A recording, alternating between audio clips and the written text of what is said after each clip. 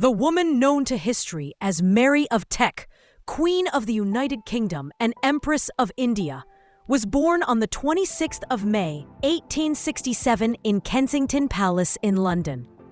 She was born in the same room that Queen Victoria, the reigning monarch of Britain at the time, had been born 48 years earlier. Members of Europe's royal families and leading aristocratic lineages had extremely long names by the 19th century. Mary's full baptismal name was Victoria Mary Augusta Louise Olga Pauline Claudine Agnes. She went by the name Victoria Mary in her younger years, and later Mary as Queen, though her family and friends knew her simply as May. Mary's father was Prince Francis, Duke of Teck, an aristocratic title deriving from the Swabia region of Germany. He was the son of Alexander, Duke of Württemberg, and so Mary was of strong German heritage despite her birth in London. Mary's father was Prince Francis, Duke of Teck, an aristocratic title deriving from the Swabia region of Germany. He was the son of Alexander, Duke of Württemberg, and so Mary was of strong German heritage, despite her birth in London. This was something she shared with both sides of her family. The British royals were effectively a German lineage, albeit descended as well from the Welsh Tudors, the Scottish Stuarts, and, if one looked far enough back, the Anglo-Norman kings of late medieval England. Mary's mother was the Princess Mary Adelaide, a daughter of Prince Adolphus, Duke of Cambridge. He was in turn the son of King George III, who had ruled Britain from 1760 to 1820. Thus, little Mary, who was born at Kensington Palace in 1867, was a great-granddaughter of King George III, an era-defining monarch in his own right. All of this meant that Mary was the first cousin of Queen Victoria, the ruler of Britain since 1837. Her parents had only married in 1866, and Mary was their first child. She would remain their only daughter, though 3 boys would follow in due course.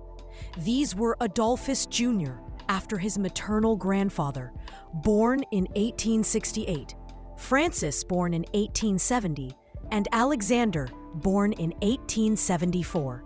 All 4 children would live into their adult years.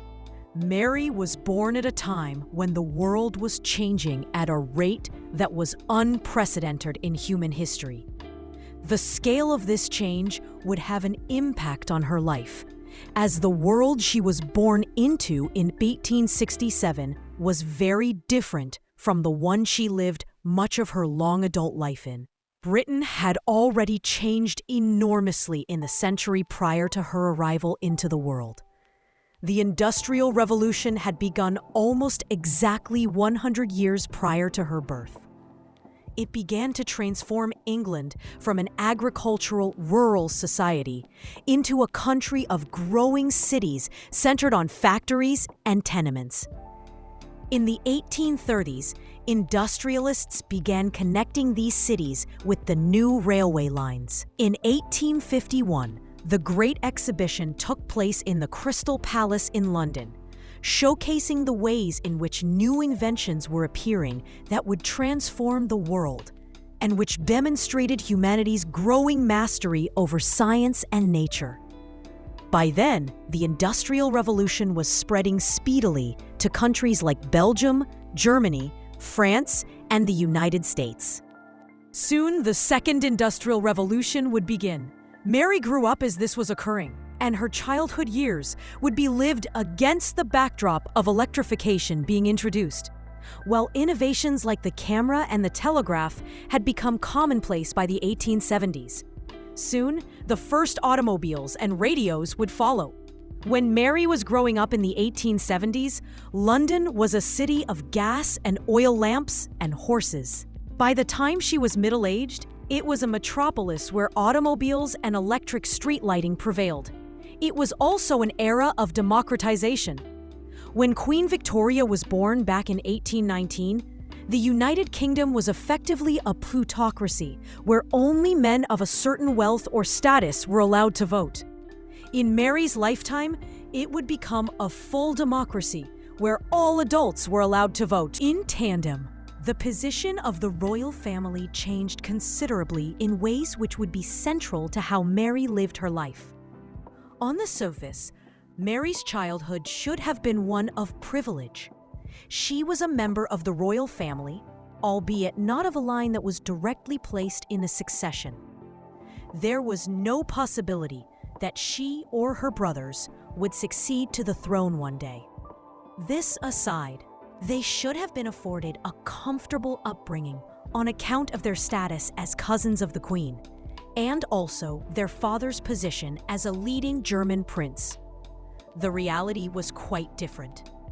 Mary's father had not come to England with a large income from his German estate, and even though Mary's mother was given an annual parliamentary subsidy of £5,000, a sizable enough sum in Victorian times, they spent well beyond their means. In fairness to her parents, a lot of their financial difficulties were because they were simply expected to spend money on official ceremonies and gatherings, and on maintaining a large household of staff at Kensington Palace and their other home at the White Lodge at Windsor. The upshot of this for Mary was that her parents tried not to spend too much money on her education and upbringing. Her governess was an Alsatian woman named Helene Bricke, who she became close to. Mary spent a large amount of time with her mother in her youth and acquired from her a tendency towards charity and care for the poor. When she was 16, Mary was sent to Florence in Italy and spent 18 months in the home of the Renaissance. Between her time there and her studies when she returned home, she learned to speak Italian, French, and German, and became interested in literature and art history. As she became a young woman, people at the court referred to her as shy and interested more in reading than royal ceremonies, but of a kind disposition. As with any daughter of a royal or high aristocratic family in early modern times and into the 19th century, the issue of whom Mary would marry arose from an early age. She was in a peculiar position. As a cousin of Queen Victoria and a member of the wider royal family, it was assumed that she could not marry a commoner or below her station. At the same time, she was not highly enough placed within the royal family that her parents could hope to arrange a marriage with one of the leading heirs of Europe's royal houses. It was therefore assumed that she would marry a second or third son of some minor royal house and would assume the position of a duchess or some other high aristocratic title in one European country or another. Our first cousin had other ideas. Queen Victoria was not as concerned about who her family members should or shouldn't marry as many others were, and so she formed the idea for an unconventional match.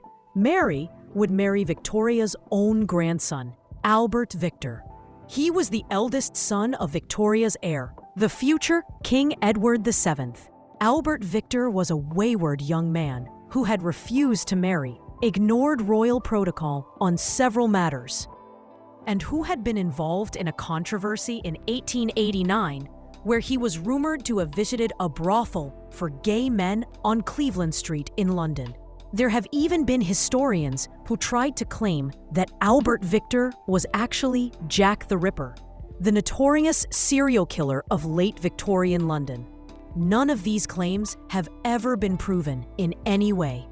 What is clear is that Victoria thought Mary might help her grandson to settle down and decided they would marry. It never happened, though. Before the marriage went ahead, Albert Victor died in January 1892 of pneumonia brought on by the so-called Asian flu pandemic. Observers at the time noted that Mary was deeply upset by Albert Victor's death and the collapse of the marriage plans. In the end, her marriage to the second in line to the throne would go ahead anyway. It was just that the prince in question changed. With Albert Victor's death, his younger brother, George Frederick, became the second in line. He was made Duke of York in May 1892 to signal his advanced position in the succession. Just over a year later, on the 6th of July 1893, he and Mary were married at St. James's Palace. The marriage began under inauspicious circumstances. George had fallen in love with Julie Stoner, a daughter of one of his mother's ladies-in-waiting. But it was made clear to him that as second in line to the throne, marriage to a commoner was completely out of the question. Instead, George married Mary. This was not a bad development for Mary. George certainly had his flaws. However, he was also a man of duty and was devoted to his royal responsibilities. Their marriage was one of affection of a kind, though there was also a rather bizarre level of formality, even many years after they were married. Often, George would write his appreciation for her in letters, to which she responded, stating that it was wonderful to hear about this in writing. However, she added that she also wouldn't mind if he simply told her in person that he valued her as his wife. They would have 6 children together. The eldest was a boy named Edward, the future King Edward VIII. He was born in the summer of 1894, less than 12 months after their wedding. Another boy named Albert, the future King George VI, followed in December 1895. Their only daughter, Mary, was born in April 1897, followed by Henry in 1900 and George in 1902. A final son, John, was born in 1905. As we will see, he suffered from poor health and would die just as he was entering his teenage years, whereas each of the other children lived into their adult years. Mary, George, and their young family lived between York Cottage on the Sandringham Royal Estate and York House in London. Their parenting style was not exactly modern. George was a strict disciplinarian, a trait he had picked up from his own father. One observer at the time noted that George, who had served in the Royal Navy in his younger years, seemed to run his family like a Navy captain trying to control a mutiny. While physically disciplining one's children was not unusual during the Victorian period and in early 20th century Europe, what was slightly more peculiar is that physical discipline was also used by their household staff in a way which was considered unusual by that time. George's distant nature did not lend itself to a warm family environment. Mary was closer to her children, and they often looked to her to temper their father's brutish parenting style. There was a kind of closeness there at the same time. When they embarked on a tour of various parts of the British Empire in 1901, Mary and George were upset by the idea of leaving their children behind for such a protracted period of time. They were criticized in later years because of the demise of their youngest child. Prince John was born in 1905. He began to suffer from epilepsy when he was just a few years old. This meant that he was often kept away from public events and London society. He did not, for instance, attend his parents' coronation in 1911. Instead, he lived at Sandringham, even when the wider family were in London. After 1913, he was almost never seen in public. This is because his condition was deteriorating, and he died, eventually, in 1919 from his seizures as they became more and more severe. Mary and George could be criticized for trying to hide John away from the public, but what else were they to do? Epilepsy was not well understood at the time, and exposing John to public ceremonies might have worsened his condition. It seems unfair to blame them for not being able to better address something they didn't fully understand. Mary's life in the 1890s and 1900s was one of frequent travel. Her husband liked life at Sandringham and the country pursuits that accompanied it, and he tried to spend time there as much as possible. Mary preferred the social life of London, and so they split their time between the two places when in England. They often traveled abroad. As we have seen, they went on an extended tour of the empire in 1901. This involved travel to Canada, Australia, and New Zealand. They were only just back when Mary's first cousin, Queen Victoria, finally died after what was at that time the longest monarchical reign in British and English history. Victoria's reign of nearly 64 years had eclipsed George III's, and the reign of Victoria has become synonymous with the height of the British Empire. She died on the 22nd of January 1901 at 81 years of age. With this, her son Edward succeeded her as King Edward VII. He was already 59 years of age by that time and had lived a hard life that meant he was in poor health even as he finally became king after nearly 6 decades of being heir to the throne. What this meant is that George now became heir to the throne and could reasonably assume that he would be king before too long. He certainly would not be waiting around for the 59 years his father had been. Mary would in turn soon become queen consort. Beyond this, their changed status as Prince and Princess of Wales meant that the amount of royal engagements increased, as did their status during them. In 1905, they traveled to India, the British Raj, of which they would soon become emperor and empress. The following year, they visited Madrid for the wedding of Princess Ina of Battenberg to King Alfonso XIII of Spain. King Edward VII lasted until 1910, despite his poor health. He had been in decline for several years at that point. Illness brought on by his chronic smoking and poor lifestyle over many years. In his final years, he suffered from bronchitis, is believed to have weighed over 20 stone, and had several heart attacks. He passed away on the 6th of May, 1910, at 68 years of age. With this, Mary's husband immediately became king as King George V of the United Kingdom, and also Emperor of India. Mary became Queen Consort of the UK and Empress of India. Although her first baptismal name was Victoria, she adopted the regnal name Mary, not only because she had gone by May instead of Mary to those who knew her for her entire life, but also out of deference to the legacy of her cousin, Queen Victoria.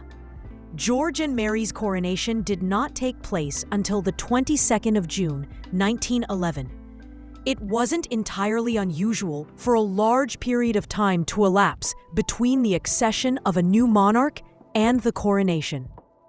The 14 months in George's case was partly owing to the fact that Britain was mired in a constitutional crisis when he became king in the early summer of 1910, one brought about by the unprecedented decision of the House of Lords to block the People's Budget, a fiscal program designed to redistribute wealth in Britain and introduce labor and social reforms. Only when that was resolved could planning for the coronation go ahead. It was a spectacular event in many ways, the last royal coronation before the First World War, and so the last time that many of the royal houses of Europe, like the Habsburgs, the Romanovs, and the Hohenzollerns, were still rulers of their nations as they arrived in London for a British coronation. Mary wore a cream-colored coronation gown, which bore emblems representing Britain's empire, like the Star of India and a rose, thistle, and shamrock to symbolize England, Scotland, and Ireland. It was also the last coronation in England in which a monarch and consort would be crowned as rulers of a united Ireland under British rule. In a way, Mary and George had 2 coronations, as soon as the first one was over in England. The new king and queen intensified the planning for the second one. It would take place on the other side of the world in India. The Delhi Durbar, or Court of Delhi as it was known, was held in the capital of the British Raj, the city of Delhi. It was the third Delhi Durbar. The first had been held back in 1877 to mark the occasion of Queen Victoria being given the title of Empress of India. She had not attended in person. A second Delhi Durbar was held in 1903 to celebrate the accession of Edward VII as Emperor of India 2 years earlier. Again, Edward did not attend, so when George and Mary sailed from Portsmouth on the 11th of November, 1911, for India, they did so as the first king and queen who were going to attend a Delhi Durbar in person. They arrived at Delhi 4 weeks later. The main event of the Delhi Durbar was held on the 12th of December, 1911, at Coronation Park in Delhi. The British Raj had been formed out of many principalities and sultanates over a period of more than a century, and some of these indigenous lords retained a great status within British India. Therefore, the Durbar was an opportunity for thousands of Indian aristocrats and officials to formally acknowledge George and Mary as the Emperor and Empress of India. The following day, Mary and her husband appeared at the balcony of the Red Fort in Delhi, the historic seat of the Mughal emperors. There, they waved to 500,000 people who had turned out to see their new rulers. After the Durbar, Mary and George proceeded on to Nepal. The whole state visit to India was filmed and released afterwards as a motion picture named With Our King and Queen Through India. After returning home following the India trip and the Delhi Durbar, Mary's approach to being queen consort became more apparent to the British public. There were some differences that were noticed immediately. Edward VII and his consort, Queen Alexandra, had acted quite independently of one another. George and Mary quickly made it clear that they were a kind of team. Indeed, George looked to his wife for leadership on many issues. To put it bluntly, Mary was more intelligent than her husband and was also a lot more informed on social issues. She also mixed better with the public and royal staff, whereas George was at his most comfortable when engaging in his hobbies away from the limelight of London and the court. Simply put, Mary was better suited to being queen than he was to being king, and he relied heavily on her. She pushed him to engage more with a wide range of social issues. The 19th century had been a time of appalling labor practices. When children worked in factories, adult men were expected to work 70 or 80 hours a week, and urban poverty was endemic in some of the country's larger cities. By the 1910s, a great amount of work had been done to reform these issues, but there were still communities in England, in the very heart of the Great British Empire, that were steeped in poverty. Mary encouraged George to take an interest in these issues. When a national strike was entered into by coal miners across Britain in 1912, the King and Queen visited the coal mines at Glamorgan in South Wales and other places. On the other hand, Mary was not exactly receptive to the militant suffragist movement that was campaigning for women to be given the right to vote in British elections. In 1913, she and George were present at the Epsom Derby when a suffragette, Emily Davison, ran out onto the track during the race in front of the King's horse, Anmer. Davison was killed after being knocked down by the speeding horses. Though it seems strange in retrospect, militant action like this turned many people against the suffragist movement at the time. Mary's early years as queen were marked by crisis after crisis in the political affairs of Europe. Things had been tense for many years already. Colonial rivalry, for instance. was a constant source of friction between the European powers. And back in the winter of 1898, the British and French had nearly ended up at war with each other over the Fashoda incident in the Sudan in Africa. Increasingly, though, the great rival was the German Empire, a power with which the British was locked in a naval arms race from the mid-1900s onwards. A strange development, as Germany could never hope to eclipse the British Royal Navy. Yet, while there were many tensions between Britain and other countries, in the end, the thing which dragged the continent to war was a political assassination in the Balkans, which agitated the wider issue of the Austro-Hungarian and Russia Empire's efforts to acquire influence there, as the Ottoman Empire's 4 centuries-long rule over the southeastern corner of Europe collapsed. As this occurred, there was a cascade of declarations of war in late July and early August 1914. The First World War was a peculiar family affair. Mary, like the rest of the royal family, had a lot of German heritage. Now Britain was at war with Germany. Indeed, her husband was the first cousin of Wilhelm II, Kaiser of the German Empire. He had the same relationship with Tsar Nicholas II of Russia, with whom the British were allied. There were many other royal links. Queen Marie of Romania, for instance, was another royal cousin, and prior to Mary marrying George, there had been a proposal that Marie would do so. Romania finally entered the war on the British side in 1916. These family affairs weighed heavily on the royals during the conflict that engulfed Europe in the mid-1910s.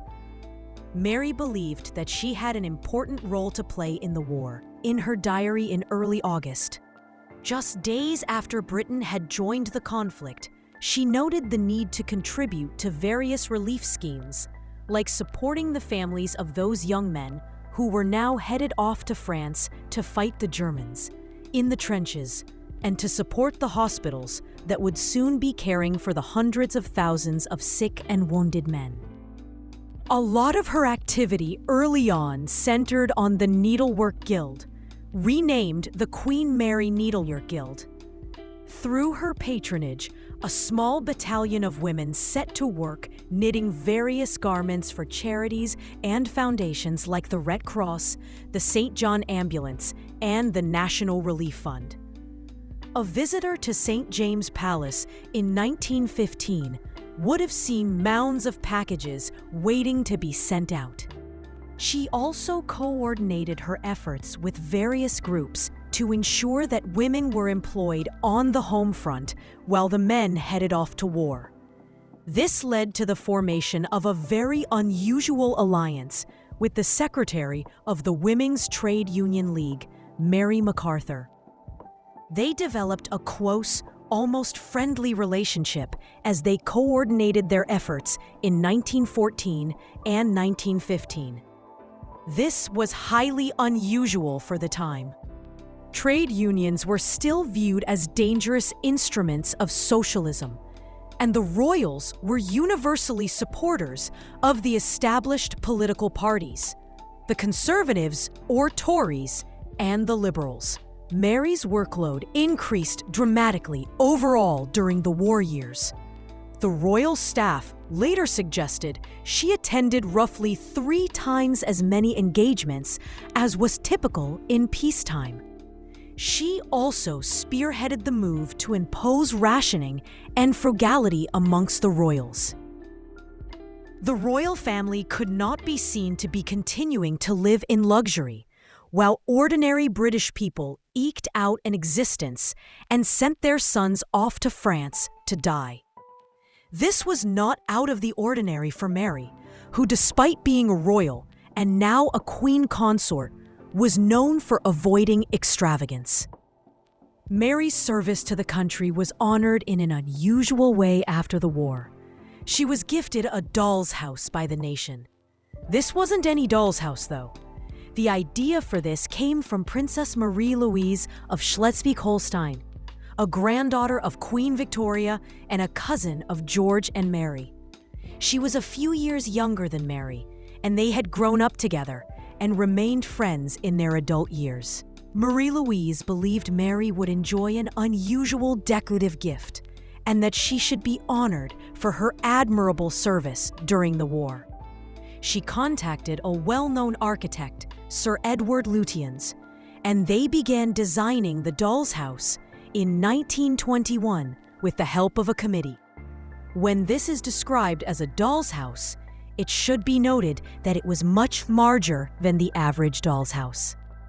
It was built on a scale of 1 inch to 1 foot, so the whole thing is over 1.5 meters high, 1 meter wide, and 66 centimeters deep, with rooms arranged over 4 floors resembling an Edwardian manor. Over the next 3 years, hundreds of tradespeople worked on it, and artists and writers were employed to add artistic flair to the whole endeavor.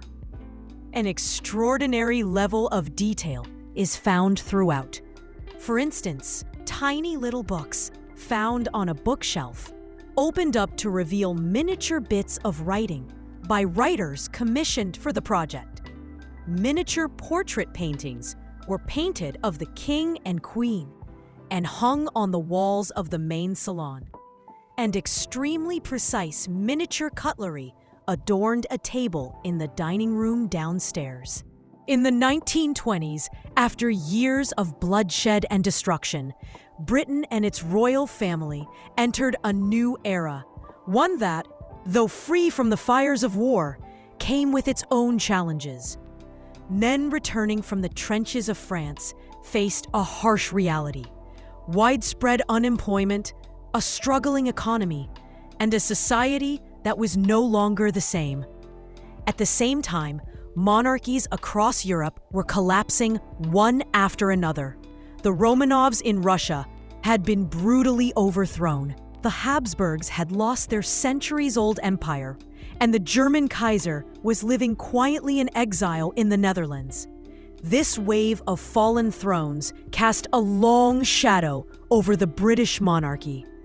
But unlike many of their European counterparts, the British royals chose to fight back, not with swords or armies, but by adapting, connecting with their people, and reshaping the image of monarchy itself. It was during this period that King George V, the monarch at the time, made one of the most symbolic decisions in royal history, changing the family name from Saxe-Coburg and Gotha to Windsor in 1917. This move, made amid a surge of anti-German sentiment during the war, was more than a simple name change. It sent a clear message. The British monarchy was breaking from its German roots and standing firmly as part of the British nation. Windsor, taken from the castle that had symbolized royal power for centuries, became a powerful emblem of national identity and renewed trust. In the following decades, the royal family worked tirelessly to keep pace with a changing society. King George V and Queen Mary traveled across the country, meeting people and showing a more human, approachable side of royalty. Their efforts paid off, while monarchies elsewhere fell. The House of Windsor managed to redefine itself as a symbol of national unity and political stability.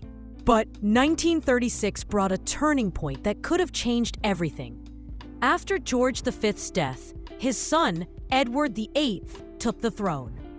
His reign lasted just 325 days. His love for an American woman named Wallis Simpson, who had been divorced twice, sparked a constitutional crisis. Marrying her was unacceptable to the church and government, and Edward ultimately chose to abdicate the throne to marry the woman he loved. It was the first abdication by a British monarch in history, and the nation was stunned. His younger brother suddenly and unexpectedly became king, George VI. George VI, the king many today know from the King's Speech was shy and struggled with a stammer, yet he found himself at the helm of an empire on the brink of its greatest test. In 1939, World War II erupted, and once again, Britain faced a mortal threat. During those dark years, the royal family played a crucial role in keeping the nation's spirits alive. Queen Elizabeth, the future Queen Mother, and George VI defied advice to evacuate London. Even when Buckingham Palace was bombed, they stayed in the capital to show that their fate was tied to their people's. The Queen famously said, "Now that we have been bombed, I can look the East End in the face," a line that became a lasting symbol of solidarity and courage. When the war ended, Britain faced new realities. The vast empire upon which the sun never set was dissolving, and one colony after another declared independence. The age of empire was coming to an end, replaced by the Commonwealth of Nations. The monarchy, too, had to adjust to this new world.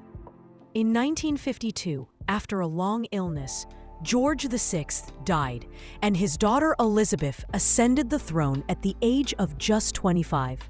The reign of Queen Elizabeth II began alongside a new chapter in Britain's story.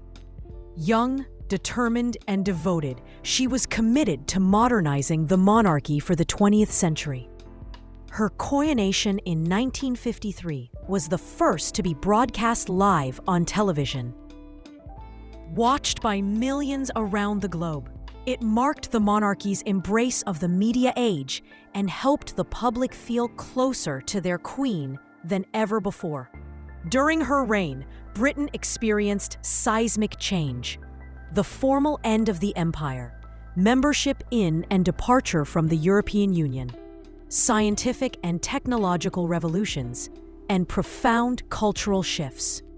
Through it all, Elizabeth remained a figure of stability and continuity, serving as a steadfast presence in a rapidly changing world. She reigned for more than 70 years, the longest reign in British history, and during that time worked with 15 prime ministers, from Winston Churchill to Liz Truss.